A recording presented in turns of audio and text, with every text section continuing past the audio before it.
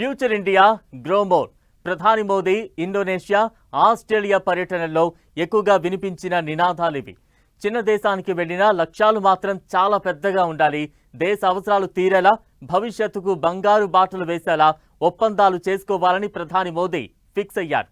దానికి తగినట్లే ఈ మధ్య కాలంలో ఆయన పర్యటనలు ఇండో పెసిఫిక్ రీజియన్లో చైనా ఆధిపత్యానికి గండి కొట్టేలా ఉన్నాయి. అదే సమయంలో భారత టెక్నాలజీ పరంగా దూసుకువెళ్లేలా ఒప్పందాలు చేసుకుంటున్నారు. ఇండోనేషియా, ఆస్ట్రేలియా పర్యటనలో యురేనియం, నికెల్, లిథియం లాంటి కీలక ఖనిజాల సరఫరా ఒప్పందాలు చేసుకున్న భారత్ సముద్రం, తీర ప్రాంత రక్షణ, అంతరిక్షం, టెక్నాలజీ రంగాలపై మరింత ఎక్కువగా ఫోకస్ పెట్టింది.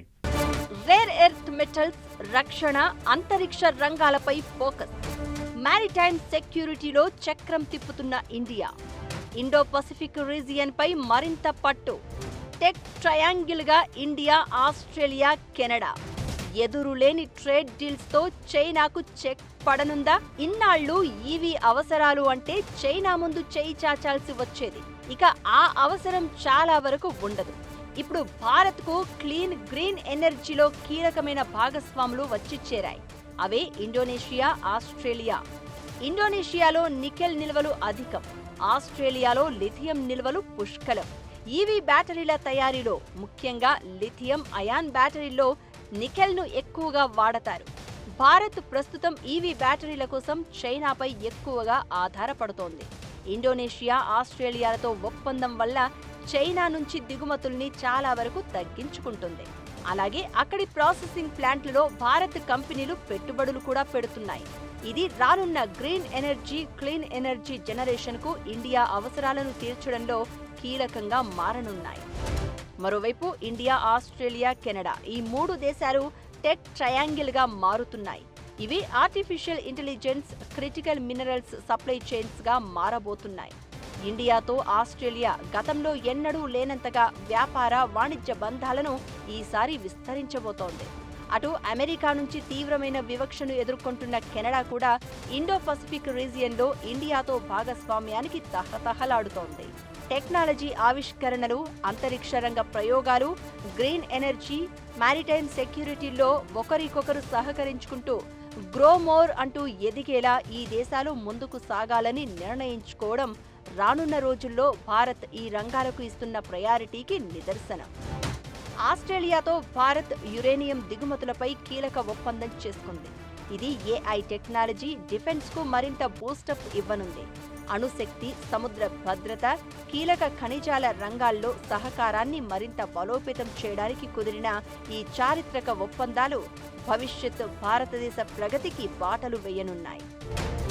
భారతదేశం ఎలక్ట్రిక్ వాహనాల రంగాన్ని వృద్ధి చేయాలని సంకల్పించింది.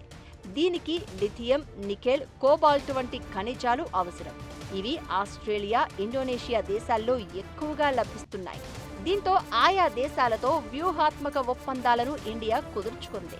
ఇది గ్లోబల్ సప్లై చైన్లో చైనా ఆధిపత్యానికి గండి కొడుతూ డ్రాగన్ పై ఆధారపడడాన్ని తగ్గిస్తుంది. ఆస్ట్రేలియాలోని మైనింగ్ ప్రాజెక్టుల్లో భారతీయ కంపెనీలు భాగస్వామ్యం కావడంతో ఈజీగా కీలక ఖనిజాలను ఇండియా పొందేందుకు వీలుంది. భారత్ క్లీన్ ఎనర్జీ అవసరాలకు యురేనియం చాలా అవసరం. దీన్ని ఆస్ట్రేలియా నుంచి సరఫరా పెంచుకునేందుకు ఇరు దేశాలు గ్రీన్ సిగ్నల్ ఇచ్చాయి. సివిల్ న్యూక్లియర్ ఎనర్జీ రంగంలో పరిశోధనలు, సాంకేతిక పరిజ్ఞానాన్ని పంచుకోవడంపై ప్రధాని మోదీ, ఆస్ట్రేలియా ప్రధాని యాంథోనీ అల్బనీస్ సమక్షంలో ఇరు దేశాలు ఒప్పందం చేసుకున్నాయి. ఇండో పెసిఫిక్ రీజియన్లో ఆస్ట్రేలియా, ఇండోనేషియా, కెనడాలు భారత్తో సరికొత్త బంధానికి నాంది పలుకుతున్నాయి. ఇన్నాళ్లు చైనా ఆధిపత్యం చెలాయించిన ఈ ప్రాంతం ఈ కొత్త దోస్తుల ఒప్పందాలతో ఇకపై టెక్ ట్రయాంగిల్ గా రూపాంతరం చెందనున్నాయి. సముద్ర రక్షణ, ఏఐ, కీలక ఖనిజాలు, అంతరిక్ష రంగాల్లో సరికొత్త మైలురాళ్లను ఆవిష్కరించేలా ఒకరికి ఒకరు తోడు నిలవబోతున్నాయి. మొత్తానికి మోదీ ఇండోనేషియా, ఆస్ట్రేలియా టూర్ భారత్ను ప్రగతి పథంలో నూతన శిఖరాలకు చేర్చుతుంది అనడంలో సందేహం లేదు. ఇండో పసిఫిక్ రీజియన్ లో చక్రం తిప్పనున్న ఇండియా. చైనా ఆధిపత్యానికి గండి కొట్టేలా నూతన ఒప్పందాలు. ఇండోనేషియా, ఆస్ట్రేలియాతో సరికొత్త బంధం. తీర ప్రాంత రక్షణ, అంతరిక్ష రంగాల్లో ఒకరికి ఒకరు. ఇండో పసిఫిక్ రీజియన్లో చక్రం తిప్పాలని చూస్తున్న చైనాకు ఇప్పుడు మోదీ ఇండోనేషియా, ఆస్ట్రేలియా టూర్స్ మింగుడు పడని అంశాలు. చైనా దూకుడును అడ్డుకునే వ్యూహంలో భాగంగా ఇండో పసిఫిక్ ప్రాంతంలో సముద్ర భద్రతను పటిష్టం చేయాలని అటు ఇండోనేషియా ఇటు ఆస్ట్రేలియా దేశాలు నిర్ణయించుకున్నాయి. ముఖ్యంగా ఆస్ట్రేలియాతో నౌకల నిర్మాణం, సమాచార మార్పిడి, ఉమ్మడి నౌకాదళ విన్యాసాలతో హిందూ మహాసముద్ర ప్రాంతంలో స్వేచ్ఛాయుత నౌకాయానాన్ని కాపాడడంపై కీలక అంగీకారం కుదిరింది. ఇటు రక్షణ రంగానికి, అటు భారతదేశ పర్యావరణ, ఆర్థిక లక్ష్యాలకు ఈ ఒప్పందాలు కీలక మైలురాళ్లుగా మారబోతున్నాయి. ఇటు భారత్, ఇండో పసిఫిక్ దేశాలతో అంతరిక్ష రంగ ఒప్పందాలు మరో చారిత్రక అంశంగా మారుతున్నాయి. గతంలోనే వీటిపై పలు ఒప్పందాలు జరిగాయి. మానవ సహిత అంతరిక్ష యాత్ర గగన్యాన్కు గ్రౌండ్ స్టేషన్ ఇచ్చేందుకు ఆస్ట్రేలియా అంగీకరించింది. కోకస్ కిల్లింగ్ దీవుల్లో ట్రాకింగ్ ఫెసిలిటీని ఇస్రో ఏర్పాటు చేసుకునేందుకు ఒప్పందం కుదిరింది. దీనివల్ల అంతరిక్షంలోకి వెళ్లే భారతీయ వ్యోమగాముల నౌక హిందూ మహాసముద్రం మీదుగా ప్రయాణించేటప్పుడు దానిని భూమి నుంచి నిరంతరం ట్రాక్ చేయడానికి, సిగ్నల్స్ అందుకోవడానికి ఈ ఆస్ట్రేలియా గ్రౌండ్ స్టేషన్ అత్యంత కీలకం కానుంది. ఆస్ట్రేలియాకు చెందిన స్పేస్ స్టార్టప్లు ప్రభుత్వ ఉపగ్రహాలను భారతదేశానికి చెందిన New Space India Limited, ISRO రాకెట్ల ద్వారా అంతరిక్షంలోకి పంపడానికి ఇప్పటికే పలు వాణిజ్య ఒప్పందాలు కుదిరాయి. ఆస్ట్రేలియాకు సొంతంగా భారీ రాకెట్ లాంచింగ్ వ్యవస్థలు లేవు.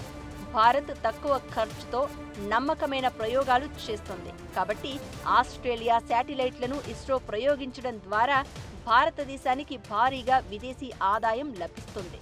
అటు ఆస్ట్రేలియా కూడా అంతరిక్ష రంగంలో తనదైన ముద్ర వేయడానికి ఉపయోగపడుతుంది. ఆస్ట్రేలియాకు చెందిన అత్యాధునిక సాఫ్ట్వేర్, ఏఐ సాంకేతికత, భారతదేశపు స్పేస్ రాకెట్లు, శాటిలైట్ నిర్మాణ హార్డ్వేర్ నైపుణ్యంతో కలిసి కొత్త ఆవిష్కరణలకు దారితీస్తుందని ఇరు దేశాలు నమ్ముతున్నాయి. మొత్తానికి Modi Indonesia Australia tour technology, energy, కీలక ఖనిజాలు, మారిటైమ్ రంగాల్లో భారత్ను నూతన శిఖరాలకు చేర్చుతుంది అనడంలో సందేహం లేదు.